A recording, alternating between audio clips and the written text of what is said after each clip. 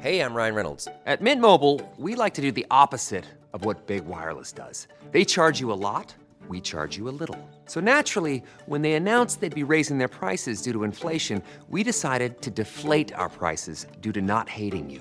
That's right. We're cutting the price of Mint Unlimited from $30 a month to just $15 a month. Give it a try at mintmobile.com/switch. $45 upfront payment equivalent to $15 per month. New customers on first 3-month plan only. Taxes and fees extra. Speed slower above 40 gigabytes. See details.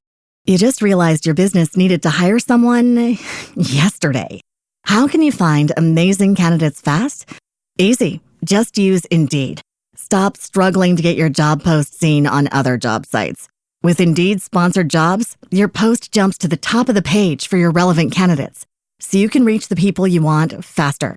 According to Indeed data, sponsored jobs posted directly on Indeed have 45% more applications than non-sponsored jobs.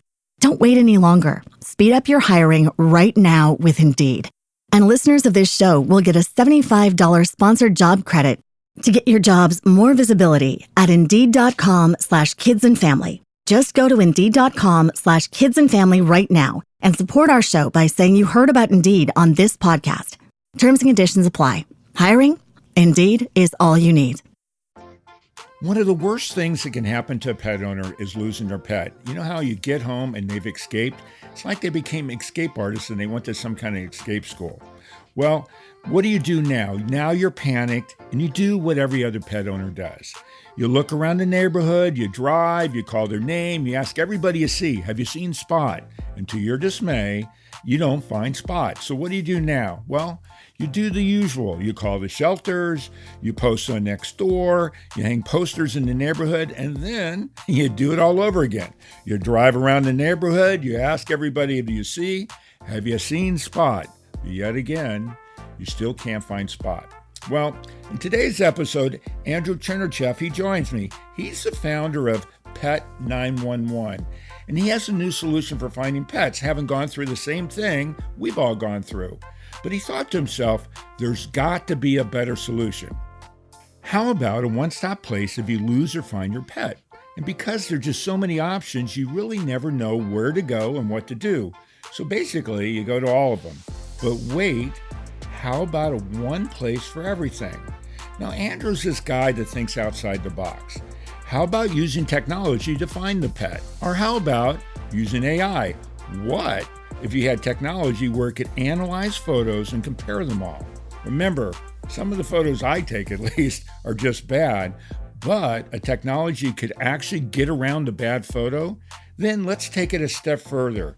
Compare the photos, then also compare the text, the location, and any other component. It's just a faster way to do things and can analyze it better. And it can do way better than what the eye can do. Now that's just some of the story. Andrew is modernizing and streamlining something that's so very important to all pet owners: finding our escape artist pets. Now, I know you're going to love this episode, and more than likely, you'll be shaking your head thinking, why didn't I think about that?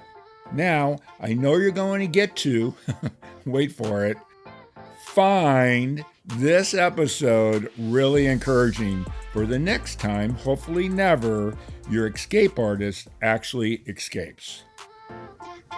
For real, for real, for real, for real, for real, for real, for real, for real, for real, for real, for real, for real, for real. Got a bunch of furry friends and I love them all the same. I'm an animal lover, veterinarian is the name. Let's share some pet stories from heartwarming to strange, losses and gains, from wacky to insane. For real. You're now tuned in to For Real with your host, Mark Kyle.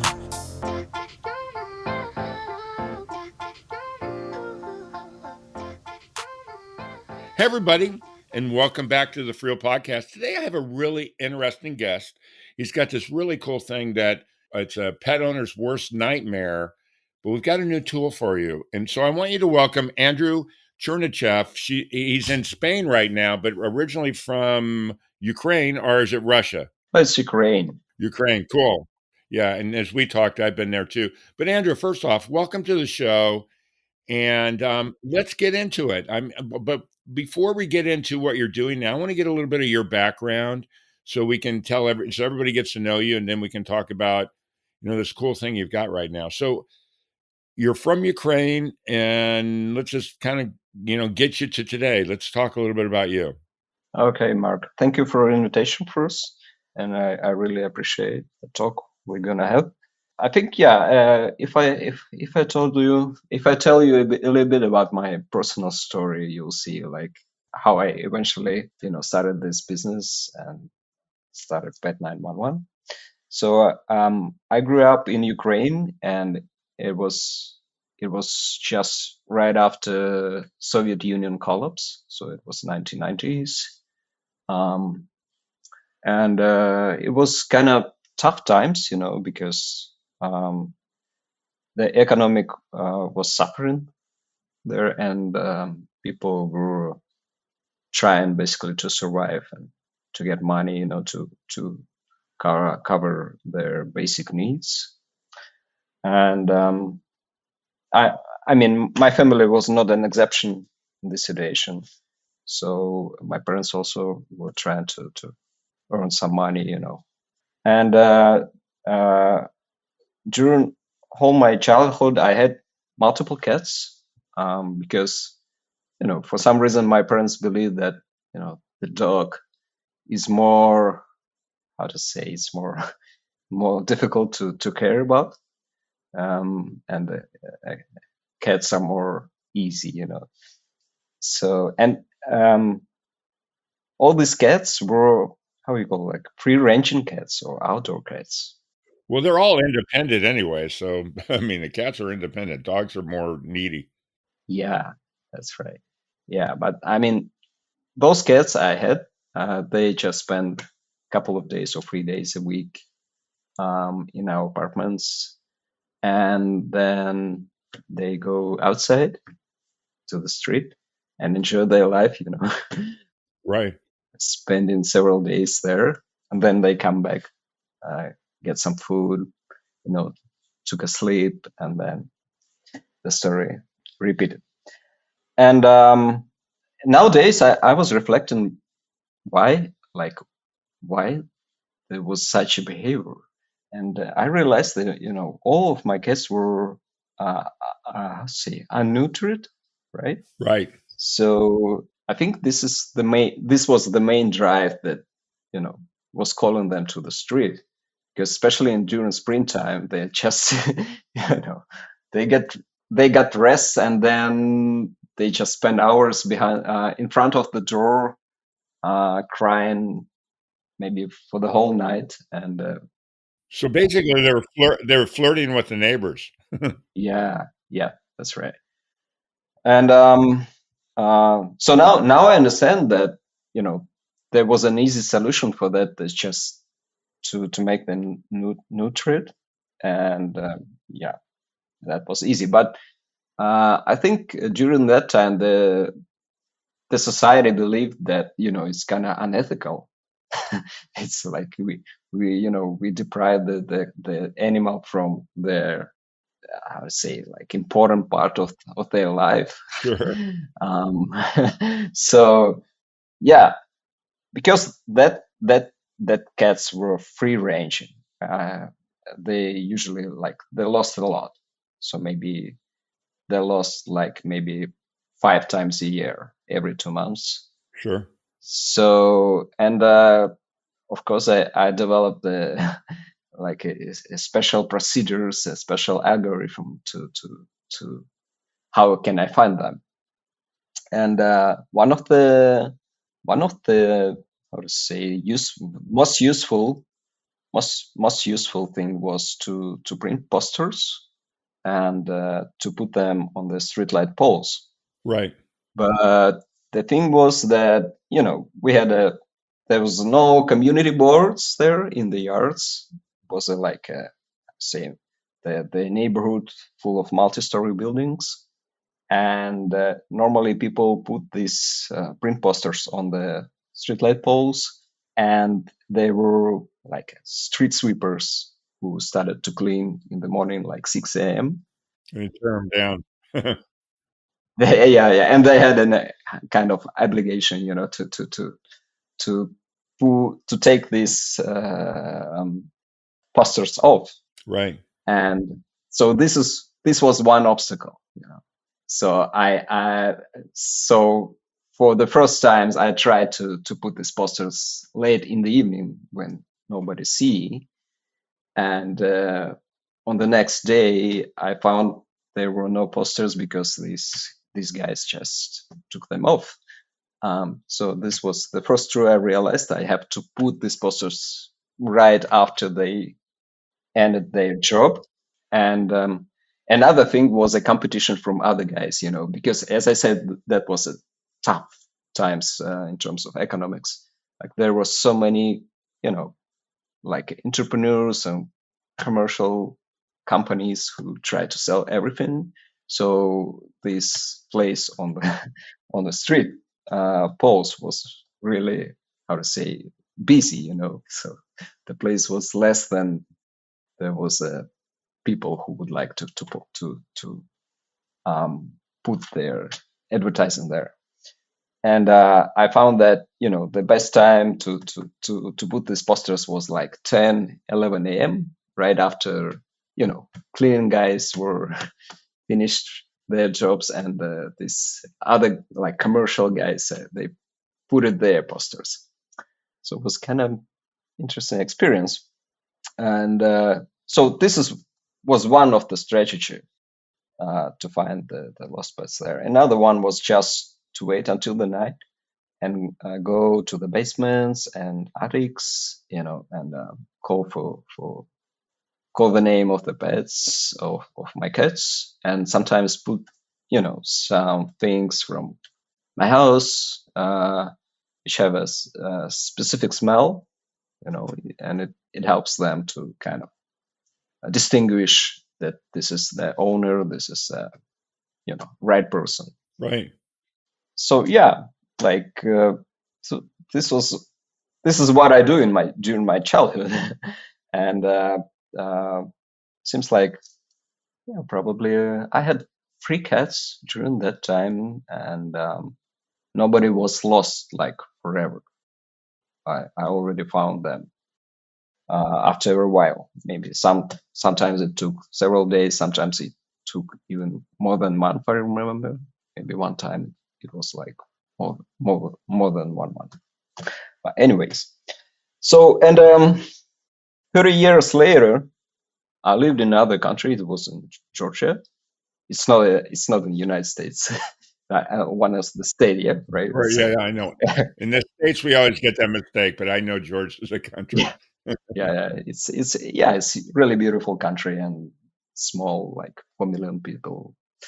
And I lived in a private house, and I remember it was March 2017, and I was coming back to my house, and I found a very beautiful, Siberian cat. It's like fluffy, furry, like really beautiful. And for sure, it was domestic cat, but it was rainy and she was dirty and wet, and I took her to my house, and I was trying to find her owner. And the first thing I thought about was just to print the posters and put them on the streetlight poles exactly how I did. You had experience with it already from 30 years before. Right. But then I just start to think like, okay, this is 21st century, right? And we have all these beautiful things like internet, social networks. Yeah, AI was just born at that time. I remember 2015 was first, science of serious AI projects. And but I'm keeping doing the same thing I did 30 years ago. But Andrew, let me interrupt really quickly. Are you Yeah.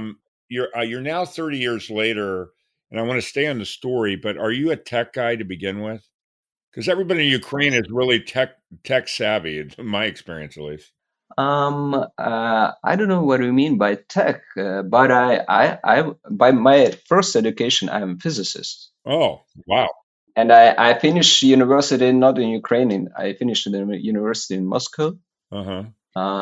So yeah, but also during that time, I did some software development, very basic. Okay. I wouldn't say it was like a lot, like deep understanding, these procedures.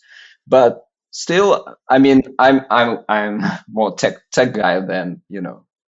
So basically, to interrupt again, because I want to, when I'm trying to impress somebody, I tell them I'm a physicist because that makes me sound smart. So you're kind of a smart guy.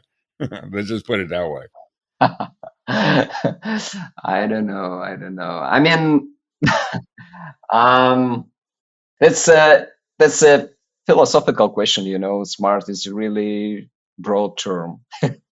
It's a relative term for sure, but Yeah. if I'm trying to impress somebody, I say, "Well, I'm a physicist," literally trying to act like I'm smart, which really, clearly, as we talk, you'll realize that's not true. I'm not a physicist.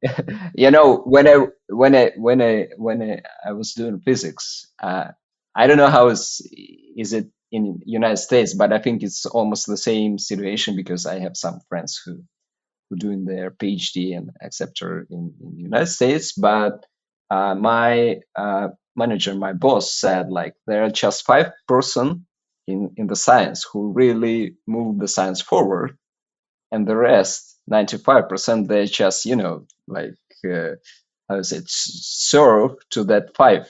Yeah, exactly. So I mean that's it's definitely, if you do physics, it definitely like tells about specific, like specific your mindset, right? Right. But I would say I saw some not so clever people in the science field. So Well, you're going to find I'm one of those. As we talk more and more, you realize I'm not a physicist, anyways. okay, So you found this cat. yeah. And you're thinking, okay, the poster thing didn't work 30 years ago, and there's new technology. So what? So let's kind of get to where what you were thinking at that point. This is 2017, right? 17, right? So and yeah, anyways, I did the same thing. I put posters on the street poles, but I also looked into internet and different websites and look for what people done for these years, in different countries. And most of the projects, most of the application or websites I found, they were just very basic, how to say, classified boards. Yeah, bulletin board. Yeah, bulletin boards made by volunteers, and it seems like not so many of them were supported on regular basis. And yeah, it was. I mean, it looks like they were not reliable instruments, tools for finding missing pets. And at that time, I had another business. We did uh, diagnostic tools for automotive industry. So I just decided, okay, and I had some software developers in my company, and I decided, okay, let's make a kind of pet project. I mean, pet like side project, right? I know, but that's a great term because so here in the U.S., it's a funny. It means the same thing. You made a pet project, which is really your passion, Yeah, and then you're doing something for pets. It's pretty funny. yeah. That's that sounds great in English. Yeah. So yeah, and we just when we decided to do that, we just made 100 calls to people who lost their pets, and we did some interviews with them and asked some questions, like pretty broad questions. Pretty broad questions about their situation, how they lost their pets, etc.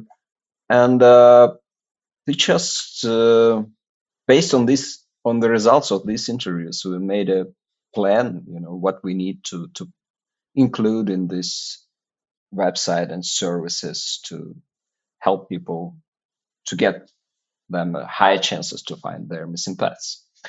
So we built this website from scratch, maybe I think for 1 or 2 months. It took 1 or 2 months to build this website, and we just put it. There was one software developer who supported it, but there's nothing like no big development. So it was like it was running on their own, on its own, right? Right. And the situation, it was running on its own for 3 years until the end of 2019. Okay, so real quickly, were you in Georgia at this time, or where were you? No, I was traveling, last 7 years. I traveled around the world, so I actually lived in many places, like in Asia, in Turkey, in Ukraine. Your first, I'm going to say bulletin board, but your first site, at the beginning of this thing, were you covering where was it for the animals? And was it a specific country? Or was it all over the place? No, it was so the first site we did was for Ukraine in Australia. Oh, cool. And why Australia? And Australia, we thought, because Australia is an English-spoken country, Right. and it's quite small compared, to the United States, right? Population wise, yeah, sure. Yeah, and but still they have a quite big population of domestic pets, and it's also so Australia was it's like a playground, like the country where we can test our ideas, Sure. algorithms, different approaches. And then the idea was to scale to other English spoken markets, Right. which was quite easy because, So real quick question, did anybody lose their kangaroo? I don't know, actually, we never thought about kangaroos, but we quickly realized that in Australia, so when we ran there, then we started the project there. First, we introduced dogs and cats for sure, but when we quickly realized that also parrots is a big, Oh yeah, it's huge. Yeah, in Sydney in particular. so many parrots lost there. So Yeah. we added this category like the birds. And actually, with each new country, we found some specific type of animals. Really? For example, in the United Kingdom, there are lots of rabbits, Really? also lots. Yeah. So yeah, coming back to Australia, the idea was to test ideas on English spoken market and then to scale to other countries and finally start the project in the United States. Right. During that time, we also start to work in European countries because when we realized, I have to come back to the time when when we decided to run this as a business Right. to the end of 2019. So during that time, 5 years ago. I was in Thailand, and it was COVID time, so everything was closed, but restrictions were not so strict, I would say, in the place there where I lived. And I also had another business, as I said, and it was declining, like it was collapsing because of the COVID, and because that was, I think that was a good time to, reflect to what I was doing during, Analyze what you had and where you're going to go. yeah, to think about what I did before and what I would like to do in the future. In the future, yeah, and I just decided to close to add up the whole business, and it was like I was running it maybe more than 10 years, like 12 years, and I was a little bit tired of it, and truly say I felt like there was a lack of meaning for me personally. Well, the term we would use here is passion. You didn't have passion for it anymore. Yeah, that's right. Yeah, the passion evaporated, and Right. at the same time, I felt a great, reward when I looked on this pet project. Right. Many people found their pets using this website, and they say very warm words and support. They wish for this project to develop.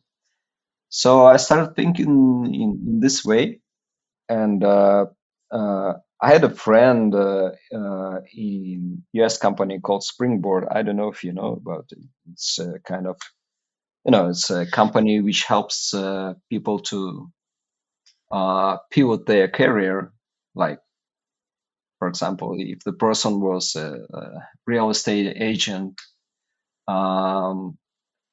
for 10 years, and then he also like lost passion in this area. They help people to get a new job to be, say, a UX UI designer or software developer. And and I had a friend who was mentoring this company, and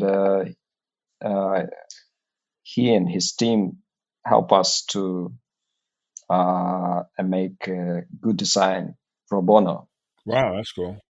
And this is one of the example, when we can work with volunteers or other companies to cut the costs, because this is not, truly said, it's not like super, I would say, marginable business. So the question of money is really important for us. Well, to survive, you need money. Yeah, that's right. I mean, when we decided to run this seriously, we tried several things to, how to say it, to find the way to keep this project running. And the first thing was to get donations, Right. ask people for donations.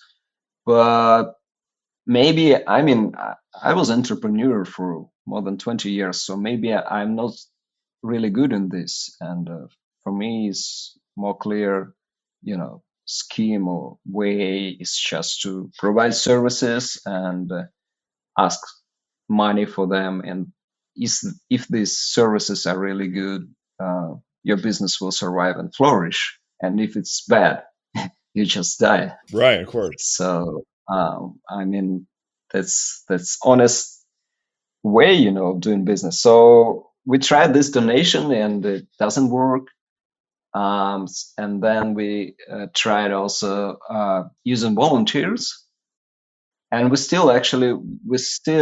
I mean, volunteers not in terms of people who are looking for the pets on the streets, but volunteers, I mean, in terms of production, like software developers, designers, some marketers, and customer supports, etc. But the thing is that, for these roles, for these positions in the company, we need a constant presence, but volunteer is the person who can support them when they have time and resources.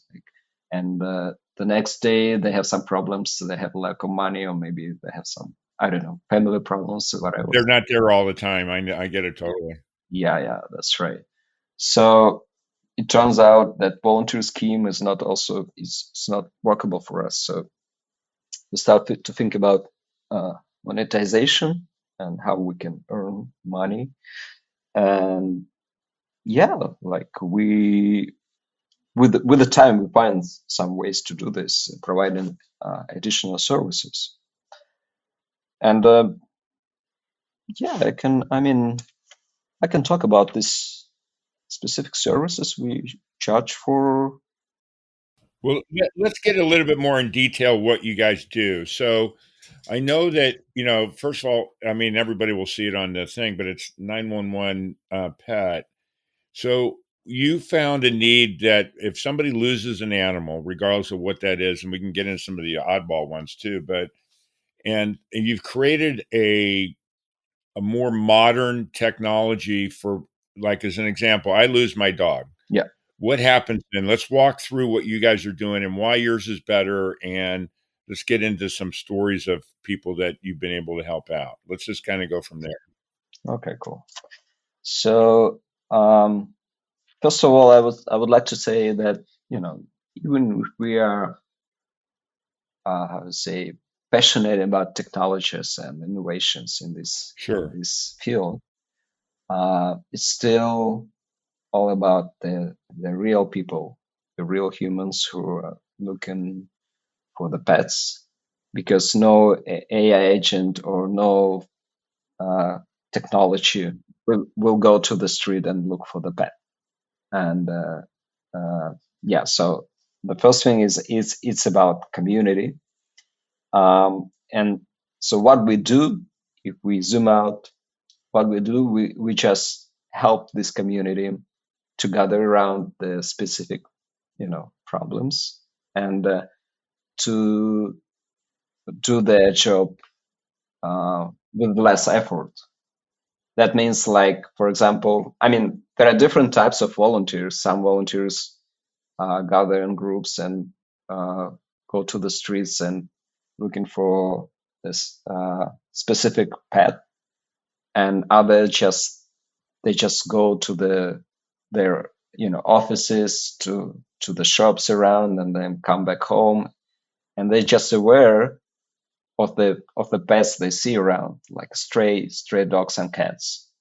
And I mean, even just if they report about the cat they saw somewhere, this could help tremendously. So what we do, actually, the first thing is it's kind of I would say it's like a marketplace. Right. It's a normal marketplace that people who buy and sell. Well, it'd be like a Facebook marketplace is a really good example. Yeah, really. So, but instead of buy and sell, we have people who found dogs and people who lost their, or I mean, found pets, and people who lost their pets. And our goal is to make this database as big as possible, because the more data in this database, the more chances to match lost dogs and found dogs. Lost pets and found pets. Right. So this is our first goal. So one thing, people come directly to the website and they place the ads directly on the website, and then they got notifications, about similar pets, similar found pets. This is quite basic algorithm, Right. basic way. But another thing we do, we look for similar advertisement in different places, like social media, Facebook groups, other websites, and we get all this information in our database to be able to, to provide as much data as possible. So, a quick question here. So, do you contact? And so, I'm a pet owner. I put it in there, or I find a pet, I put it in there. But do you actually go to the other databases, like a shelter that may have found somebody that that maybe people don't think to do that? Do you get that information as well from them? Do you download that as well? Yes, in some way. The thing is that, the problem here is that shelters, they have information in different, let's say, format. Formats, yeah. So somebody, they have in Microsoft Doc file, others have in Excel files, others have it's like an SQL database. So it's not an easy question. It's not an easy to combine correctly all the data in a single database. Right. So this process takes some time, and we are, I would say, in the middle of this process for United States market. Right. But in other countries, this process is already finished. Like, like for example, in France, we already did it mostly. But what I'm saying, when we gather the data, I'm talking about the open groups, say in Facebook or other similar websites. And information there is much more easy to extract and to integrate in our database and make it searchable, provide people this extra information. So now we concentrate on this task, but also, we're gonna finish this process of connecting different shelters to our database too. For real, for real, for real, for real, for real, for real, for real, for real, for real, for real. And we'll be right back. We are supported by PrepVet, providing stem cell therapy for pets. As a pet lover, did you know your pet can benefit from the incredible healing power of stem cell therapy? Prep Therapy offers a groundbreaking solution taken right from your pet's own blood. Say goodbye to joint pain, arthritis, kidney and liver conditions, and more. They'll experience faster recovery, increased vitality, and extended quality of life without the need for surgery or harmful drugs. Put the wag back in their tail and discover Prep Therapy today at prepvet.com. Save 10% with promo code FURREALPODCAST, covered by most pet insurance. Hey, I'm Ryan Reynolds. Recently, I asked Mint Mobile's legal team if big wireless companies are allowed to raise prices due to inflation. They said yes. And then when I asked if raising prices technically violates those onerous two-year contracts, they said, "What the f*** are you talking about, you insane Hollywood ass?"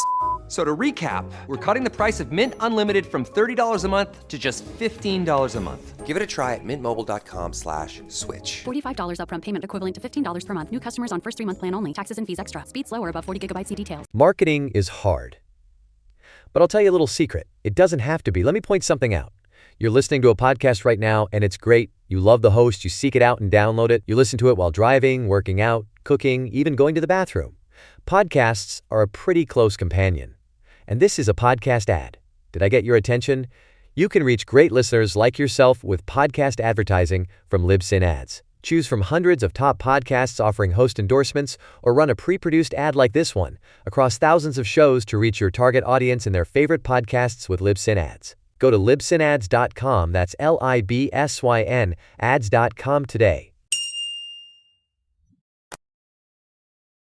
I got more questions for you. Sure. So I would guess, ideally what you're trying to do is create a one location for anybody who loses a pet. They go there, and then are you partnering with people like here in the U.S. as a humane society and people like that, partnering with them so you can get their database to put it in there. So if I lose Fido and I'm trying to find Fido, instead of going to 20 places like Facebook or wherever or this local shelter, I can go into yours.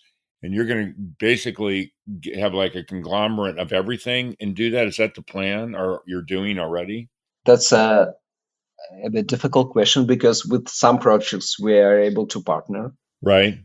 And normally this is just a private websites who provide the same information. With other projects, we cannot do this because they consider us as competitors. But still, we can provide. It's not so important for us, because even if they have a advertising a listing on their website, we can provide a link to this website. Right. So it's not so important like where the information is stored. What we aim for is I have to tell about the next feature we use, and then you you will see the reason why it's not so important for us to get all the information to our database. We just need the link to the right to the next listing. So what we do, we use image recognition. Yeah, and I'm going to get into that. Let's get in real detail on that, because I think it's fascinating. Okay, cool. So as I said, there are pets who were found, and there are pets who was lost. Right. We use an algorithm called Visual LLM. LLM, like large learning method, so it's an AI thing? Yeah, large language models. Right. I mean, I think many of your listeners know about ChatGPT or Claude, Yeah, it's all LLM, yeah, and correct. this is yeah, one of the most famous large language models. But what we do here is a little bit different because normally large language models, they deal just with text, and what they do, they just they transfer text into numbers, and they do specific calculations there, based on your prompts, like based on your questions, or how to say, orders to this model. Right. But here we also put the visual part. So what we do here, we also transfer the image into digits, like a set of numbers, and combine this information with the text. And then this helps. For example, you can have an image of small brown dog with a black spot and red collar, right? Right. And also you can have a text description, like people in the advertising, they say about this. They put specific words about this. They describe this, what was on the picture. So we combine this information, and the model understands that there is a part on the image, the dog, the small brown dog with a black spot and a red color, and there is also, and it's correspond with the text, which is, I said, this text, and this helps to match this different, how to say it, the lost and found advertisements. Right. So instead of just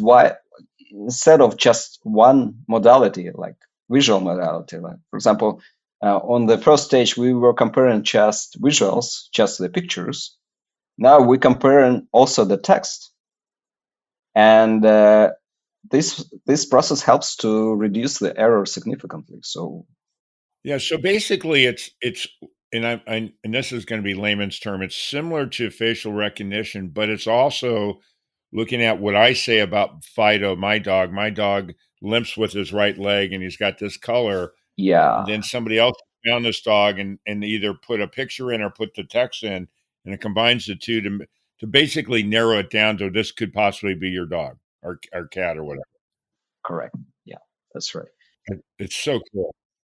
I just would add that the problem of face recognition is a little bit more simple than the problem of pets recognition, because first of all, the first thing is that there are more specific characteristic of the face which can be recognized by AI model, and the second thing is that normally the lost pets, the picture of lost pets, they are good quality because owners took these pictures in a good, lighting conditions, like normally in their homes or on vacation somewhere.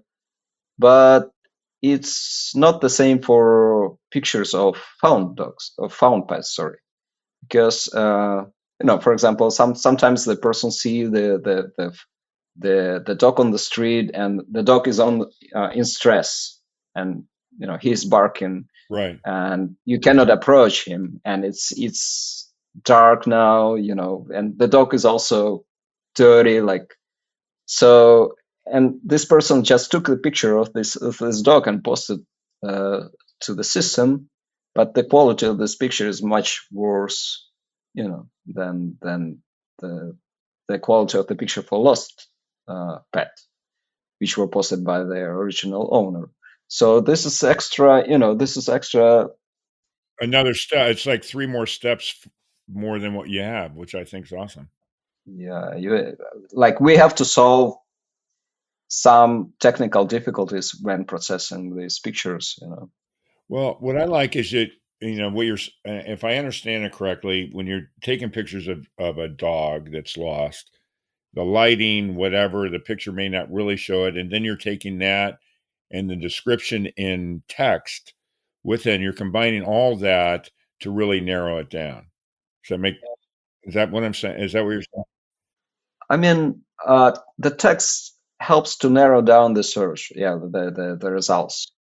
But also we have to, I mean, what I'm talking about, the bad conditions or bad qualities is just another technical difficulty for, recognizing these images. Right. And the advantage of our model that it was trained on the real data. It's not like, because normally when software developers train this model, they take pictures from Shutterstock or some image libraries which are made in good conditions, and but it's completely different world. What we did, we used the real pictures from people who lost and found dogs or pets, and this helps us to make the model much more efficient, and error prone. So are you finding, because you're basically using AI, because LLM is AI, at least from a layman's term. So are you finding the way, as fast as AI is growing, that your technology is advancing as fast as what we hear about AI? Every day AI is better than it was the day before. You're always already a step behind the day before. So are you finding more and more in using your technology? How successful has it been to help find animals? Is it expanding and, at a real rapid pace for people to actually find it by using that technology? I wouldn't say this makes a revolution in this field, Right. because there are so many different cases when the people lost their pets, and for different cases you have to use different algorithm or Yeah. methods to find them. For example, Right. what we recommend, we have a huge number of cases when people thought they lost their pet, but there was a kind of stressful situation like fireworks or something, Right. and the pet wasn't stressed. And that was a couple of days ago.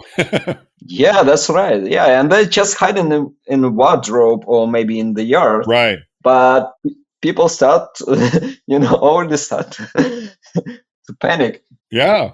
And yeah, that's why the first thing when you think you lost the pet is just close all the exits, and you have to look through your house or your apartments. And here, the AI, there's no sense to use it. But where AI is really useful, for example, we usually face this situation like a volunteer saw a stray dog on the street. And I would like to say about one more advantage of our system we use. So all the advertisement, all the listings in our systems, they're connected to the geoposition of the place where the specific pet was found or lost. And this is really useful because, for example, I mean, if somebody lost a pet in Brooklyn, there's no reason to look for pets in Riversdale, for example. I mean, I'm talking about New York, right? Right. Exactly. And the same for volunteers. I mean, people don't have to get all these notifications about pets they cannot see because they live in completely different area. And but coming back to AI, for example, if the volunteers saw the stray dog on the street and he took a picture and then he come to our website and he put the specific geolocation, specific address or zip code, and then she got a list of about 4,000 dogs who were lost in this area. And you can imagine how much time you have to spend to look through this list. Yeah. So it narrows it down for you. It's faster. Yeah, that's right. Yeah, this dog could be lost maybe 2 days ago or maybe 2 years ago, you know. Right. And but if you put the picture, this system helps to recognize it, and yeah, you are completely right to narrow down this list. And instead of spending hours, you spend just 5 minutes look through. Right. Well, it's almost like doing a Google search, which I use Chat and some of the Claude and all the other ones, but it's like doing a Google search. Okay, here's my dog. This is what I'm looking for. And actually, if you're using AI, you can be very specific, Exactly. and you can find hopefully, if everybody's in there, you're going to find your dog because you're using a search versus you manually going through, let me see this picture, let me look at this and all that. That makes a lot of sense. Exactly. So I know you're in several countries. How many countries are you now, and what countries are you? And I know you're growing at a pretty fast rate. You're adding a country every 2 months or whatever it is. Is that what you said? Yeah, because when we decided to run this project seriously, we were originally thinking how to scale this system fast to other countries. So Right. that's not a problem for us to localize the system to other languages. And yeah, basically, the most of the time for us, it takes how to say the preparing of infrastructure. Like for example, in each country, we create the Facebook groups for each quite a big city, like starting from 50,000 people population. Mm-hmm. So then the people post an ad on our website. It automatically posted on the corresponding Facebook group. So, for example, and the same is for Instagram. So yeah, this takes time, and then now we run in 11 countries. 11. Okay. Yeah, and now I think it's the time for us to not spread geographically to other countries, but to dive more deep into other countries we work in. Be more specific and be better at what you're doing. So what are the 11 countries right now? So it's I just named some of them, okay? Okay. I don't want to because also what I would like to say is that these 11 countries, they're performing not the same way. Like for example, we have Singapore. It's Yeah. and Singapore is it was quite easy for us to scale because it's an English spoken country and it's super small.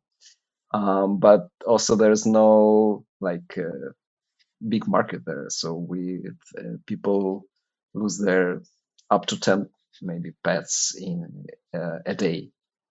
So the countries are Australia, Singapore, Spain, Ukraine, Brazil, France, Italy. We're just starting. United States, EU, and we're starting in Canada. One thing I want to highlight a little bit is that I told him when we first met, I've been in Ukraine since the war started, about 6 months into the war. Yeah. And I had IFAW, International Federation of Animal Welfare. They're spending a lot of time in Ukraine because of the war and all the displaced dogs and cats, because obviously there's a war going on, and what we think about when it's going on, when fireworks are going on, there's bombs and everything else. So there's a huge need, I would think, for somebody like yourself, for people to find their pets. I would say what we see in Ukraine, it's a bit different.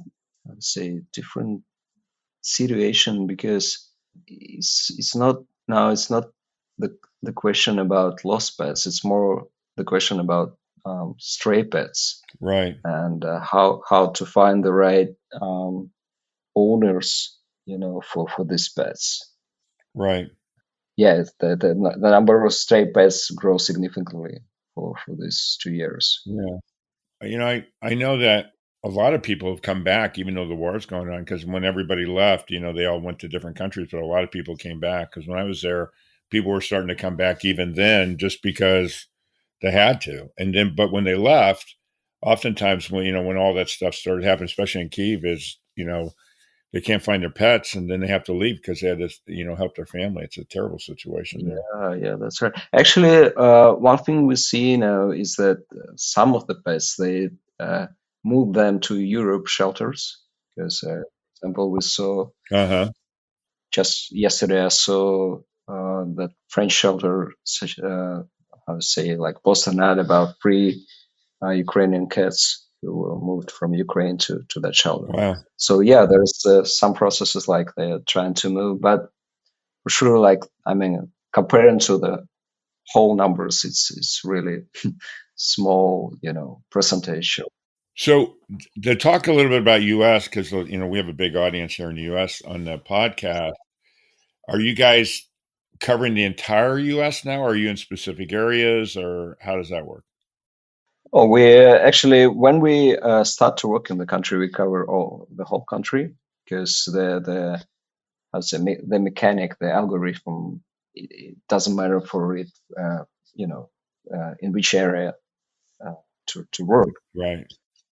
I would say like we're still growing the community base. As I said, the community is the most important thing here. No AI agents will go to the streets and Right.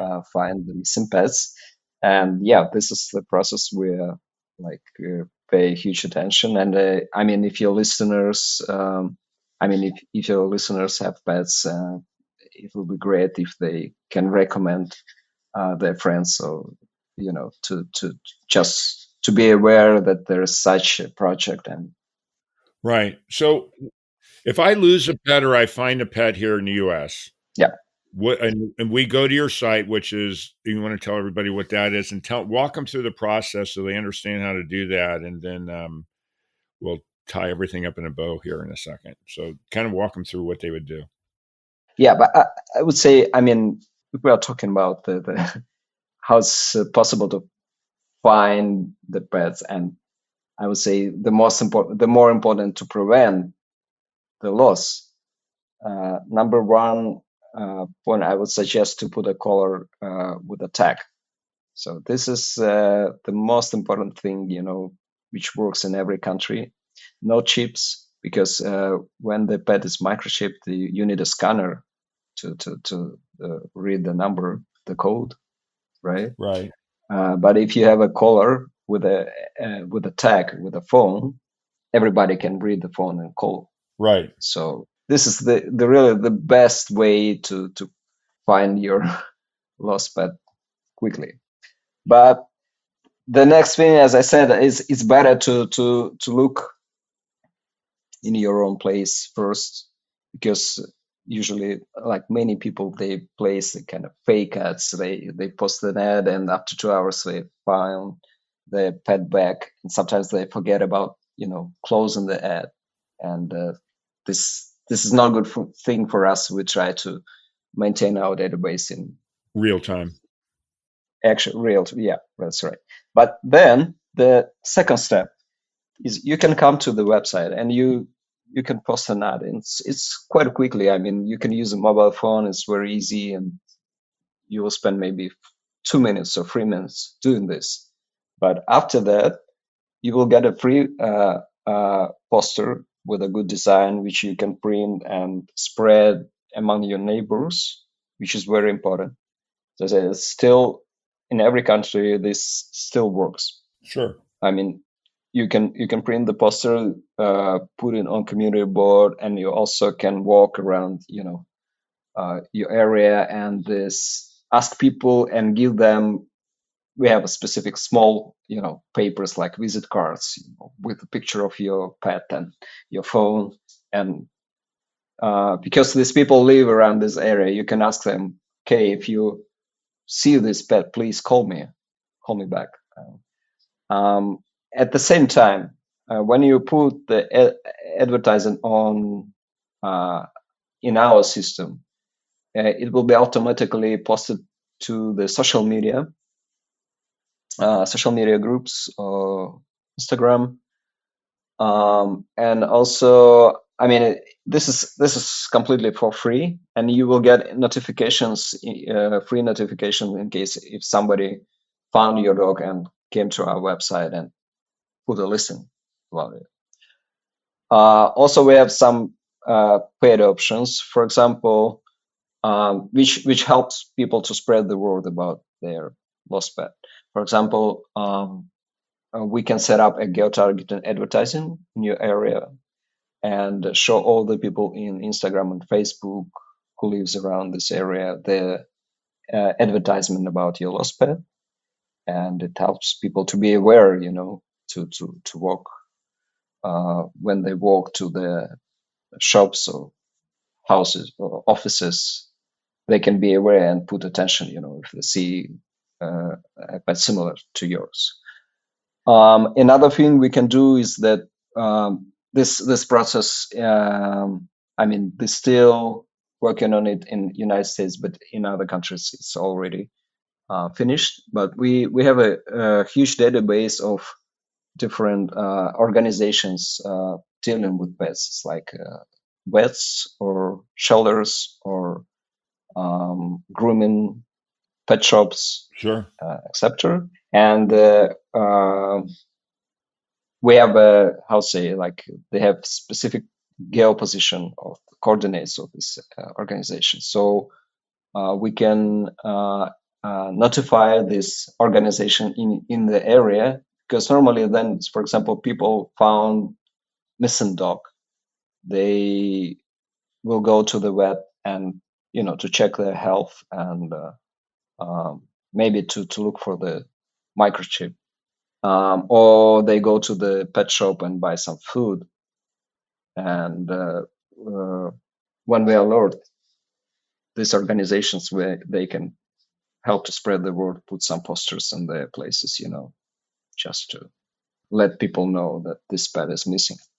And also, as I said, we also provide this pet image recognition. So in private area on our website, for the person who put the listing, they can see also the results of this algorithm, AI algorithm was. So you have a specific area for your area, and they can see the results of what the algorithm's done for your animal. Yeah. Okay. Yeah, that's right. Cool. Let's get in how everybody can find you guys and all that. Let's talk a little bit about that so we get there, because we're kind of running a little bit out of time here. So Okay. Can you talk about how people can find you, what they need to do, and all that kind of stuff? That's quite easy. They just have to go to website at PET911.org, and we're welcome everybody. We need volunteers, and volunteering is super easy. Like, they can register in the system. It takes just 2 minutes, and then they can describe where they live, like they put the location where they live, and they start receiving notifications about lost pets in their area. So the volunteers are actually kind of like eyes on the ground for you as well. Yeah, that's right. And if they don't have a possibility to put a lot of effort volunteering, it could be super easy. Just live your own life and be aware. Look, on the sides and see, maybe you could help to find your neighbor's lost pet, which is very right, because you don't know unless you know. That's a great idea. Yeah, and also, I hope you will never do, but in case you lost their pets, super easy to come to the website and put the listing. Well, and that's the thing. One of the things I like about what you're trying to do is, because people, exactly what you talked about, what you did when you were younger was put signs up, you walk around, but you don't know what to do. You call a shelter. To have a one-stop location makes a lot of sense, because now you've got all the links and you can go there, because you don't know what to do. You go for the groups on social media or whatever. Yeah. I like the idea of consolidating everything, so you just go to one thing, because unfortunately not every pet is chipped. That's the modern day of doing that. There's a cost involved and all that. If your dog's not chipped, it's a rescue or whatever, and you're trying to find it, it'd be much easier to go, okay, I'm going to go here to find my dog or cat or whatever that may be, or chinchilla, and do that. I mean, that makes sense. And what I like what you've got too is using new technologies with your, with what you're doing, with you using your AI to look at the picture, hear the text and all that, and really narrow it down for your area. It makes a lot of sense. I love the idea. Yeah, thank you, Mark. Yeah, yeah, and the thing is that it's a kind of, we have a slogan for our app, and it sounds like we are doing the app, which we hope you will never need to use. Right, exactly. But regardless of that fact, if you don't have to use it because it's your pet, but if you find another pet, you can now go there because people use so many different things, next door, social media, or whatever they're doing. I mean, luckily I haven't lost a pet forever, but my daughter recently, her dogs got out in the fence and she was panicked, looking all over the place, and she didn't know what to do. She was going to all these different sites, and that eventually she got her dogs back, but it's a stressful time. So to have one place to think, okay, lost my pet, this is the first thing I'm going to do. I also like the fact that you have something in there where it actually creates a thing where you can print out posters for your dog or cat or whatever too. That's a great idea too. Yeah, thank you, Mark. Yeah, I mean, what I would like to add is because we work in different countries, there's certain advantages and disadvantages in this, but the advantage is that we can see different ways and test different ways to help people to find their pets more quick and with bigger chances. Yeah. Well, what I like it, the more you do it, and actually different cultures too, it helps you improve what you're doing because you can always be better, right? So if you're constantly doing that, you're finding a better solutions on a regular basis. I think that's great. So I think we're kind of running out of our tape here. So, one of the things I do at the end of every show is we always do a silly animal joke. And I know you have one, and I'm glad it's not me. So you wants everybody, the listeners don't have to listen to me tell a silly joke. So what's your joke for the day? Actually, that's an interesting, but I already told that joke, So we are building the app, which we hope nobody will need to use, right? Yeah, exactly. Sorry, maybe it's not so funny, but I mean, maybe it's not so good in terms of business. I mean, it's very rewarding in terms of, the purpose and Yeah, sure. meaning. Yeah. Well, I have one for you. Yeah. So here's mine. So last night we were making a salad and we lost our dogs. So what I have to tell you is that if you sees her, then can you let us know? Which is really the worst joke I probably have ever said on a Caesar salad. Anyways, you guys listening out there, I know today was a terrible joke. Long story short is, obviously we need a lot of help. If you've got relatives who want to tell the joke in the show, you've got nieces, nephews, grandkids, whatever, please send me a message at my email, mkyle@thefurrealpodcast.com. And I promise you that I will have you on telling the joke, because obviously you don't want to hear me telling the joke. But most importantly, thank you so much for being on the show, Andrew. I really, really appreciate you taking the time. I love what you're doing. I think for anybody that's a pet owner that's gone through the stress of losing an animal, or knowing somebody that has, having a different solution for it and a modern way of doing it, I think it's just really great. So thanks so much for being on. Thank you, Mark. Thank you. It was a great pleasure to talk with you. It was my pleasure, positively. And then most importantly, for everybody else that's listening, pass the word out, have people listen to this thing and follow, listen, do all those things that you do. But from me, from the bottom of my heart, thank you so much for being on and keep following. I really, really appreciate it. For real. That concludes this episode of For Real with your host, Mark Kyle. For previous and future episodes of For Real, listen via all major podcast streaming sites.